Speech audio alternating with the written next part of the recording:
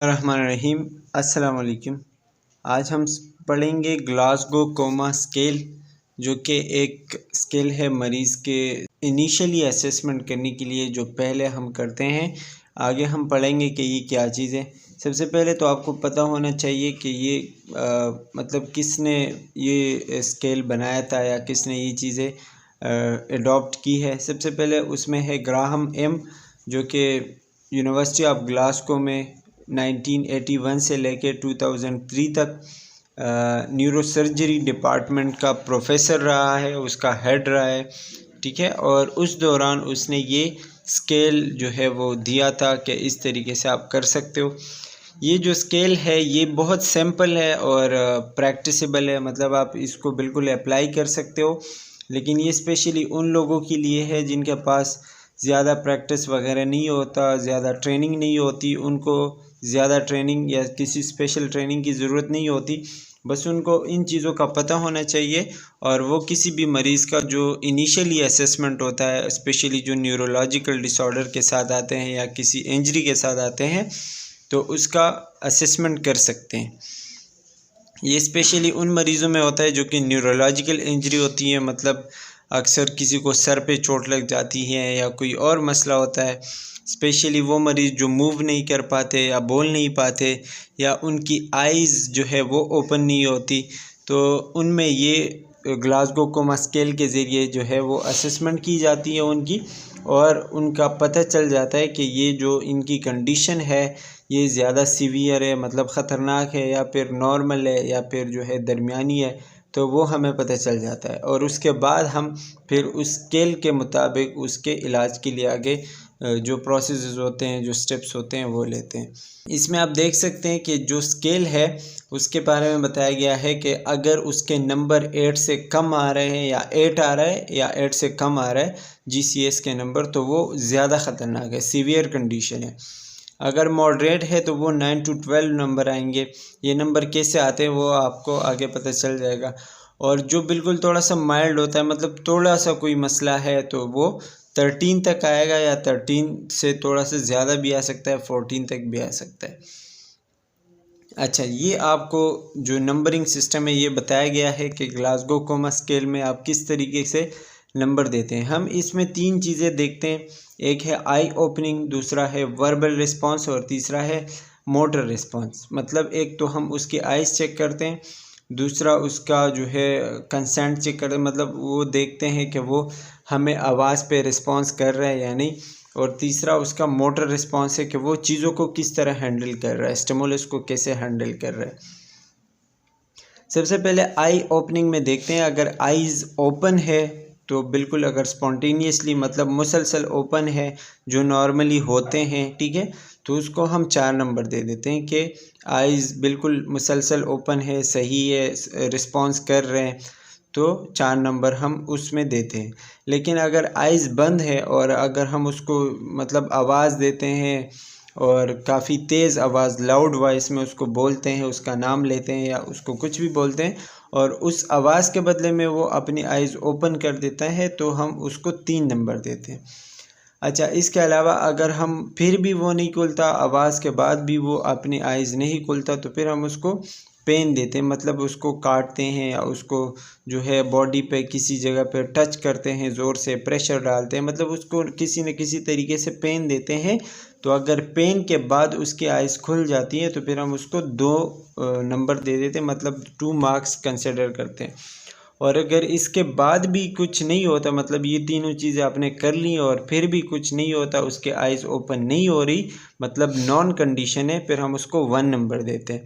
अच्छा, इसमें एक और चीज़ ये भी है कि इसमें हम ज़ीरो किसी भी एरिया में, किसी भी स्केल पे वो ज़ीरो नंबर नहीं देते। अगर बिल्कुल नॉन है तो हम 1 नंबर देते हैं, ज़ीरो नहीं देते। एक और चीज़ के इसमें जो है आइज़ के 4 नंबर है, वर्बल रिस्पांस के 5 नंबर है और मोटर रिस्पांस के 6 नंबर है, ये आपको पता होने चाहिए। अच्छा, अब आते हैं वर्बल रिस्पांस पे। वर्बल रिस्पांस अगर ओरिएंटेड है, मतलब सही है, जिस तरह हम बोलते हैं तरतीब से, ठीक है, तो वो मतलब अगर उसको पता चल रहा है कि मैं क्या बोल रहा हूँ, मैंने किस जवाब का या किस तरह जवाब देना है, किस बात का क्या जवाब देना है, तो वो अगर उसको पता चल रहा है तो ये ओरिएंटेड है। दूसरा, अगर कंफ्यूज्ड है या फिर डिसओरिएंटेड है, मतलब अगर उसको नहीं पता चल रहा, वो अपनी बातों में कंफ्यूज हो रहा है, तो अगर ओरिएंटेड है तो हम 5 नंबर देंगे, अगर डिसओरिएंटेड है, उसको नहीं पता चल रहा, तो हम 4 नंबर देंगे। अच्छा, अगर उस दौरान उसका जो वर्बल रिस्पॉन्स है वो कुछ गलत हो, मतलब जो बोलना चाह रहा है तो वो अल्फाज कुछ गलत निकल रहे हैं या फिर उसके अल्फाज को समझ नहीं पा रहा कोई, तो उस कंडीशन को, जो इनअप्रोप्रिएट वर्ड्स होते हैं, उसको हम फिर 3 नंबर देते हैं। इसके अलावा जो इनकम्प्रहेंसिबल साउंड्स होते हैं, मतलब वो जस्ट कुछ आवाज़ें वगैरह निकालता है मुंह से और कोई अल्फाज या कुछ बोलता नहीं है, बस जैसे मॉर्निंग वगैरह करते हैं, ठीक है, तो उस कंडीशन में फिर हम उसको 2 नंबर देते हैं। और अगर कोई भी आवाज़ नहीं है, कोई भी वर्बल रिस्पॉन्स नहीं है, तो अगर नॉन है तो उसको हम फिर इस कंडीशन में भी 1 नंबर देते हैं। इसके अलावा बेस्ट मोटर रिस्पॉन्स, मतलब जो मोटर रिस्पॉन्स आपको पता होगा कि ब्रेन से वापस का जो रिस्पॉन्स आता है और ब्रेन जो चीज़ों को कमांड भेजने के लिए रिस्पॉन्स भेजता है, उसको हम मोटर रिस्पॉन्स कहते हैं। अच्छा, अगर मोटर रिस्पॉन्स जिस तरह हम उसको कह रहे हैं और वो उस तरह कर रहा है, अगर हम उसको कह रहे हैं कि हाथ ऊपर करो या हाथ नीचे करो या पाँव ऊपर करो, ठीक है, तो ये क्या है, मतलब वो हमारे ऑर्डर्स को फॉलो कर रहा है, ओबे कर रहा है, तो वो बिल्कुल मोटर रिस्पॉन्स उसके सही आ रहे हैं और जिस तरह हम उसको बोल रहे हैं वो उस चीज़ को फॉलो कर रहे हैं, तो उस चीज़ को हम 6 नंबर देंगे। मतलब वो हर चीज़ को फॉलो करके चल रहा है, तो इस कंडीशन में फिर हम उसको 6 नंबर देंगे। अच्छा, इसके अलावा लोकलाइजेज है। लोकलाइजेज मतलब अगर हम उसको हाथ पाँव का कुछ बता रहे हैं और वो किसी ख़ास एरिया पे उसको कोई एक मसला है, जैसे हाथ, किसी एक हाथ में मसला है या किसी एक पाँव में मसला है, ठीक है, और वो उसमें कोई मूवमेंट में या मोटर रिस्पॉन्स में कोई मसला आ रहा है, तो फिर हम उसको 5 नंबर देंगे। इसके अलावा विड्रॉ है। विड्रॉ मतलब ये कि हम कहते हैं कि निकालना या खींच लेना किसी चीज़ से, तो विड्रॉ का मतलब ये होगा कि अगर हम उसको कोई पेनफुल स्टिमुलस देंगे तो वो अपना हाथ या अपना पाँव वहाँ से हटा सकता है, उसके अंदर इतनी ताकत है कि वो अपना हाथ पाँव वहाँ से हटाएं और स्टिमुलस को अपने ऊपर ना हावी होने दें, ठीक है, उसको फिर हम उस कंडीशन में 4 नंबर देते हैं। अच्छा, इसके अलावा एबनॉर्मल फ्लेक्शन या पोस्चरिंग, अगर वो, मतलब उसको हम कहते हैं कि स्टिमुलस देते हैं और वो अपने हाथ पाँव को हटाने की कोशिश करता है लेकिन उसमें कामयाब नहीं हो पाता या फिर उसको तकलीफ़ होती है हाथ पाँव को हटाने के वक्त, ठीक है, या फिर हम उसको किसी एक हाथ पे या किसी एक पाँव पे प्रेशर देते हैं, पेन देते हैं और हम कहते हैं कि अब इसको आपने हटाना है, तो वो नहीं हटा पाएगा, ठीक है, फिर हम इस कंडीशन में हम उसको 3 नंबर देते हैं। अच्छा, इसके अलावा एक्सटेंशन पोस्चरिंग है। हम उसको कहते हैं कि बिल्कुल अपने हाथ पाँव सीधे करें, बिल्कुल सीधा लेट जाएं या बिल्कुल सीधा खड़े हो जाए, तो वो नहीं हो पाएगा, मतलब उसके लिम्स में मसला होगा, मोटर रिस्पांस में मसला होगा, मसल्स में मसला हो सकता है, तो उस कंडीशन में फिर हम उसको 2 नंबर दे देते हैं।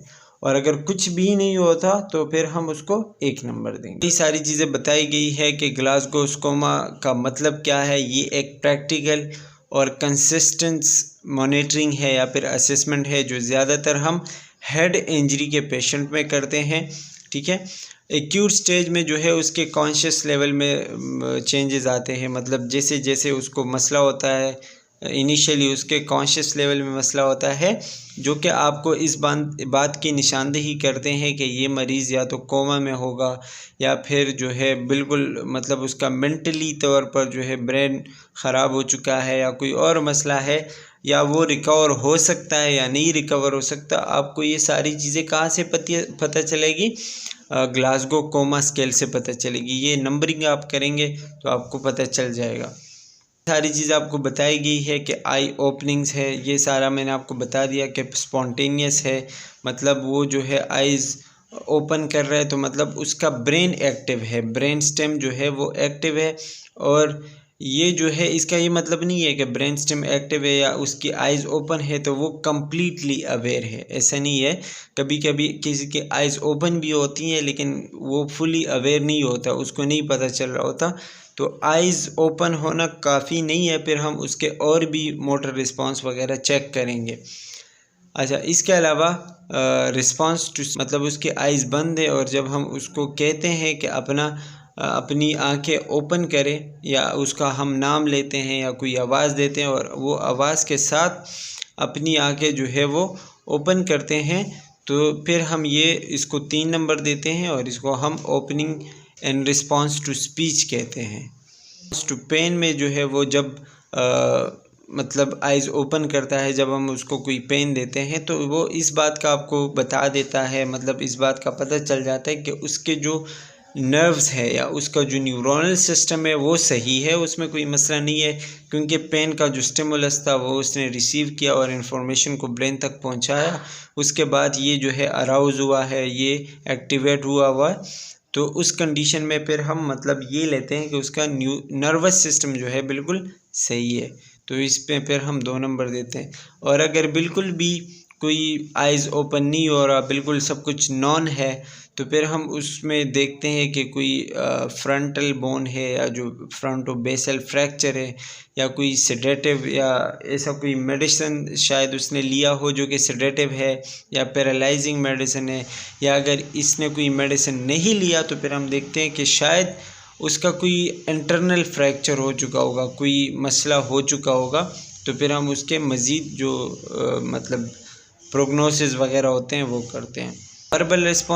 वर्बल रिस्पॉन्स तो मैंने आपको बता दिया कि ओरिएंटेड है, मतलब अवेयर है अपने आसपास के माहौल से, बिल्कुल उसको पता चल रहा है कि क्या हो रहा है आसपास, ठीक है। तो वो मुकम्मल तौर पर अवेयर होता है जब हम ओरिएंटेड लिखते हैं। इसमें हम ओरिएंटेशन में हम उसको 5 नंबर देते हैं। ओरिएंटेशन के दौरान हम उससे कुछ सवालात पूछते हैं, जैसे कि हम उससे पूछते हैं कि आप कौन हैं, आपका नाम क्या है, आप इस वक्त कहाँ हो, आज का डेट क्या है। अगर डेट उसको नहीं पता, जैसे कभी कभी आम लोगों को भी नहीं पता होता, तो हम ईयर पूछते हैं या फिर मंथ पूछते हैं या फिर डे का पूछते हैं कि आज क्या दिन है।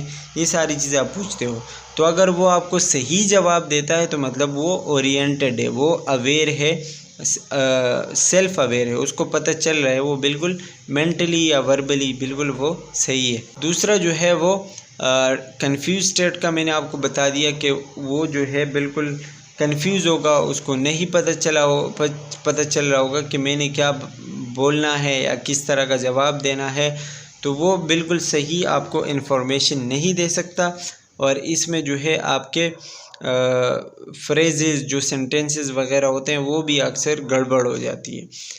अच्छा, नंबर 3 इनअप्रोप्रिएट स्पीच है। इनअप्रोप्रिएट मतलब उसमें कोई ऐसे अल्फाज निकलते हैं जिसका कोई मतलब ही नहीं बनता, तो उसको हम इनअप्रोप्रिएट स्पीच कहते हैं। इनकम्प्रेहेंसिबल साउंड में जो है वो हम मतलब उसकी मुँह से जस्ट सिर्फ आवाज़ें निकलती हैं, कोई उसमें हम वर्ड्स को रिकग्नाइज़ नहीं कर पाते, किसी भी चीज़ का नहीं पता चल रहा होता, तो उसको हम इनकम्प्रेहेंसिबल वर्ड्स कहते हैं या साउंड्स कहते हैं और इसको हम 2 नंबर देते हैं। अक्सर अगर वो हमें कोई रिस्पांस वगैरह नहीं देता, हम उसको बार बार आवाज़ लगा रहे हैं और वो जो है वो कोई भी हमें रिस्पांस नहीं देता, बिल्कुल भी कुछ नहीं कह रहा, तो फिर हम उसको नॉन कहते हैं और नॉन जो है वो 1 नंबर होता है। ये फोकल ब्रेन डैमेज की वजह से, मतलब कोई आर्जी तौर पर जो है कोई ब्रेन डैमेज हुआ है या कोई और मसला है, या कभी कभी ऐसा होता है कि एंडोट्रैकियल ट्यूब लगा होता है, उसकी वजह से भी अक्सर बोलने में मसला होता है मरीज़ को। तो ये सारी चीज़ें फिर हमने देखनी होती है कि कहीं उसको ट्यूब तो नहीं लगा हुआ। अगर ट्यूब नहीं लगा हुआ तो फिर भी अगर वो बात नहीं कर रहा या रिस्पॉन्स नहीं दे रहा, तो फिर हम उसका ब्रेन चेक करते हैं कि शायद कोई ब्रेन में पार्ट डैमेज हुआ हो। अच्छा जी, इसके अलावा मोटर रिस्पॉन्सेज पे आते हैं। तो मोटर रिस्पॉन्सेज में ओबे करते हैं, वो तो मैंने आपको पहले ही बता दिया है कि जो भी हम उसको बताते हैं वो ओबे करता है, वो मानता है, उसको हम 6 नंबर देते हैं और इसको हम जो है बेस्ट स्टेज मानते हैं, ठीक है। और इसमें हम सारी जो मोटर रिस्पॉन्सेज वगैरह होते हैं वो सारी चीज़ें देखते हैं, लेकिन ये ज़रूरी नहीं है कि आपको उसने बस रिस्पांस दे दिया, आपने उसको जो कहा उसने ओबे किया, ये ज़रूरी नहीं है। बाकी भी जितनी चीज़ें हैं इस स्केल में वो भी हम देखेंगे, शायद किसी और चीज़ में मसला हो तो ये देखना पड़ता है। Number 2 is localisation. लोकलाइजेशन में उसके किसी ख़ास एरिया में मसला होगा, जैसे कि हाथ में मसला होगा, पाँव में मसला होगा, शायद किसी बोन में मसला होगा, तो ये हम देखते हैं। और विड्रॉ में जो है वो किसी पेनफुल स्टिमुलस से अपने आप को नहीं बचा पाता, या फिर उसमें मतलब अगर बचा पाता है और उसको पता चल रहा है कि स्टिमुलस फील हो रही है तो अपने आप को बचा लेगा। इसको हम फ्लेक्शन या विड्रॉ कहते हैं। इसको हम 4 नंबर देते हैं। नॉर्मल फ्लेक्शन में जो है वो नहीं कर पाता, एल्बो या जो उसके नीज़ होते हैं वो बेंड करता है, उसको नहीं पता चल रहा होता, तो इसको हम एबनॉर्मल फ्लेक्शन कहते हैं। आखिरी वाला है एक्सटेंशन पोस्चरिंग। इसमें हम उसको कहते हैं कि अपने हाथ पाँव बिल्कुल सीधा करे, तो अगर नहीं कर पाता तो उसमें भी मसला होता है। और आखिर में जो है वो है एब्सेंस ऑफ मोटर रिस्पांस, कि वो बिल्कुल भी मोटर रिस्पांस नहीं दे रहा, बिल्कुल कोई भी मूवमेंट नहीं है, लिम्ब ना हाथ मूव कर रहे हैं ना पाँव मूव कर रहे हैं, फिर हम उसको उस कंडीशन में 1 नंबर देते हैं। GCS के जो पेशेंट्स होते हैं उनकी कंसिस्टेंसी कैसी है, मतलब वो कहाँ पे रखे जाते हैं, तो या तो वो इमरजेंसी डिपार्टमेंट में रखे जाते हैं या फिर ICU वगैरह में, या जो प्री हॉस्पिटल केयर उनको दिया जाता है। ठीक है, तो ये मतलब वो पेशेंट्स होते हैं जो ज़्यादा मतलब उनको ज़्यादा केयर की ज़रूरत होती है, तो इन जगहों पे उनको रखा जाता है। फिर हम ये जो GCS स्केल है इसको कितना जल्दी हमें इम्प्लीमेंट करना चाहिए, तो एक्यूट स्टेज में जितना जल्दी हो सकता है ऑब्जर्वेशन करनी चाहिए, असेसमेंट वगैरह करनी चाहिए, ताकि आगे जो उसका ट्रीटमेंट हो उसमें मसला ना हो। ठीक है, और वो आसानी के साथ हम कर सकें। लेकिन अगर कोई एक्यूट स्टेज नहीं है और बिल्कुल कोई मरीज़ नॉर्मल है, तो फिर हम उसका ये स्केल जो है या ये जो मोटर रिस्पॉन्सेज होते हैं ये हम तकरीबन 6 आवर्स के बाद चेक करते हैं, मतलब 6 घंटे बाद जो है इसके ये सारे मोटर रिस्पॉन्सेज चेक करते हैं। हाउ ऑफन मतलब कितने टाइम जो है वो आपने चेक करना है, तो इंजरी का जो है जितना जल्दी हो सकता है, कभी कभी 1 घंटे के अंदर हम बार बार चेक करते हैं। वो मरीज़ की कंडीशन पे डिपेंड करता है। अगर मरीज़ ज़्यादा सीवियर कंडीशन में है तो फिर हम उसके मोटर रिस्पॉन्सेज जल्दी चेक करते हैं ताकि हमें पता चले। 1 घंटे में भी कई बार चेक करते हैं। ये बताया गया है कि हाउ मच चेंज मैटर, कितना चेंज उसमें आए तो वो मतलब ख़तरनाक हो सकता है, या तो जिसमें जितना नंबर कम होता जाएगा उतना उसके लिए ख़तरनाक है। जिसमें आपको बताया गया है कि अगर वो 2 पे आ रहा है या 3 पे आ रहा है तो जो है वो ख़राबी की तरफ जा रही है। और बिल्कुल अगर इसमें 3 आया, मतलब 3 कब आएगा, जब आप तीनों में उसको 1-1 नंबर दोगे। और एक हम कब देते हैं, स्केल और स्कोर के दरमियान में क्या रिलेशनशिप है और आपने इसको कैसे याद करना है। तो स्कोर जो है वो तो हमें मतलब जस्ट पता चल जाता है कि मरीज़ की हालत क्या है, लेकिन अगर आप किसी अपने कोलीग के साथ ये चीज़ डिस्कस करते हो और आप अपने फ्रेंड के साथ मतलब हॉस्पिटल में जितने भी अदर नर्सेज या डॉक्टर्स हैं, तो आपने उसको मरीज़ का एक्चुअल कंडीशन बतानी है। ऐसा नहीं है कि आप उसको नंबर बता दो कि बस ये उसके नंबर है और वो समझ जाएगा, ऐसा नहीं होगा। अगर आपने किसी दूसरे हेल्थ प्रोफेशन को बताना है कि क्या मसला है या किस तरह है मरीज़ के साथ, क्या रिस्पॉन्सेज आ रहे हैं उसके, तो आपने उसको नंबर नहीं बताने बल्कि मरीज़ की जो एक्चुअल कंडीशन है वो बतानी है, ताकि सारी चीज़ें बिल्कुल क्लियर हो और एक क्लियर पिक्चर सामने आए। ठीक है, इसमें आपको ये भी बताया गया है कि जो लोवेस्ट नंबर है वो 0 नहीं है बल्कि 1 भी नहीं है, और कितना है 3, कि अगर 3 पे कोई आया पेशेंट और सब में उसको 1-1 मिला है तो 3 होगा। ठीक है, तीनों में, तो फिर उसको हम डेथ कंसिडर करते हैं। इसमें आपको ये बताया जाए टोटल नंबर 14 है या 15 है, तो अगर आप स्केल देखेंगे तो उसमें आपको 15 मिलेंगे, लेकिन 13 से ऊपर होगा तो सबको हम नॉर्मल काउंट करते हैं, 14 हो या 15 हो उसको हम नहीं देखते। ठीक है, 14-15 एक ही चीज़ है, क्योंकि 13 से ऊपर जो है वो हम नॉर्मली काउंट करते हैं, वो ज़्यादा उसमें मसला नहीं है। ग्लासगो कोमा स्केल जो है वो बच्चों के लिए भी उन्होंने जो है वो एक बनाया है, जो कि 3 साल के से कम बच्चों के लिए अप्लाइबल है, क्योंकि बच्चों में जो है मतलब वो वर्बली रिस्पांस नहीं दे सकते। आप उनको कुछ बताओगे तो वो आपके वर्बल रिस्पांस आपको नहीं दे पाएंगे, उनको नहीं पता क्योंकि वो बोल नहीं सकते। तो फिर उनके लिए एक अलग किस्म की पीडियाट्रिक कोमा स्केल उसको हम कहते हैं, एक अलग किस्म का स्केल बनाया गया जिसमें ज़्यादा कुछ नहीं था, बस उनका जो वर्बल रिस्पांस था वो चेंज किया गया। बाकी आई ओपनिंग वही है जो पहले था और मोटर रिस्पांस भी वही है जो पहले था। ठीक है, इसमें जस्ट वर्बल रिस्पांस की जगह उन्होंने क्या डाला कि क्राइज का डाला कि अगर बच्चा जो है बिल्कुल सही है, रो नहीं रहा और खेल रहा है तो उस कंडीशन में हम उसको 5 नंबर देंगे। अगर वो कोई रो रहा है तो फिर हम उसको 4 नंबर देंगे। अगर हम उसको कोई पेन दे रहे और पेन की वजह से रो रहा है तो 3 नंबर देंगे। और अगर रो नहीं रहा, कोई आवाज़ बस जस्ट आवाज़ निकाल रहा है मुंह से, तो फिर हम उसको 2 नंबर देंगे। और अगर कोई भी रिस्पांस नहीं कर रहा तो फिर हम उसको 1 नंबर देंगे। वही चीज़ें, बस यहाँ पे वर्बल रिस्पांस की जगह क्या है, क्राई लगा दिया गया है, क्योंकि बच्चे तो बात नहीं कर सकते, वो सिर्फ रोते हैं, तो रोने की जगह पे वो लगाया गया है और उस हिसाब से फिर हम उनको नंबर देते हैं। एंड दैट्स ऑल अबाउट, ये सारी चीज़ें आपको बताई गई हैं। Clinical presentation, grading of head injury, अगर 13 से मतलब कम है या 13 है, 13 से ज़्यादा है तो इंजरी इतनी नहीं है, माइनर है। 9 से 12 है तो मॉडरेट है, मतलब दरमियाना जिसको हम कहते हैं। और अगर बहुत ज़्यादा ख़तरनाक है तो वो 8 से कम होगा। इसके अलावा एक्सट्यूबेटेड का मतलब क्या होता है कि जब आपने अगर किसी को एंडोट्रिकल ट्यूब लगा हुआ है, अगर आपने उसको निकाल दिया है तो उसके बाद उसके नंबर कितने आने चाहिए, 3 से 15 तक आने चाहिए। लेकिन अगर उसका ट्यूब लगा हुआ है तो 3 से 11 तक आने चाहिए।